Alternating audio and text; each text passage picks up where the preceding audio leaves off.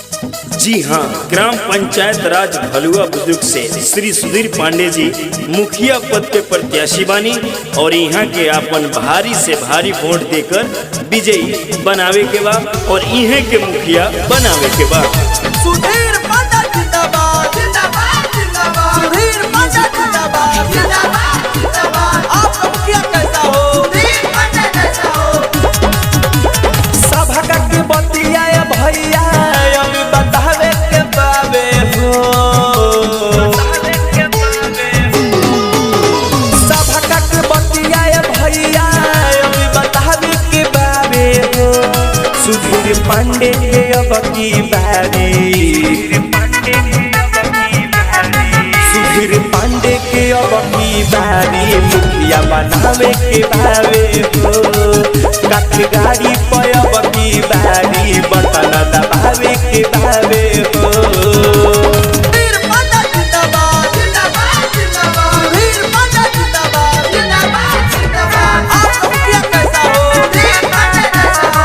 आप मुखिया कैसा हो? सुधीर पांडे कैसा हो? सब लोग मिल के करिल सपोर्ट हो, झांसा में नया के दिह तो सारा के वोट हो।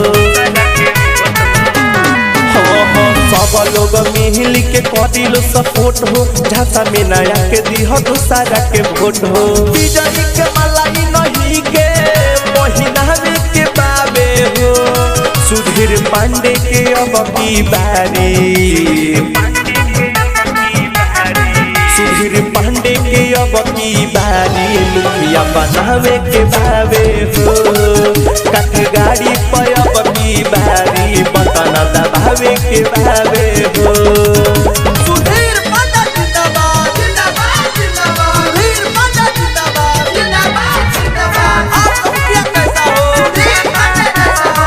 आप मुखिया कैसा हो? सुधीर पांडे कैसा हो? भलुआ पंचायत के हुए चहेता बर नहीं बुझ हुए अपन बेटा। भलुआ पंचायत के हुए चहेता बर नहीं बुझ हुए अपन बेटा।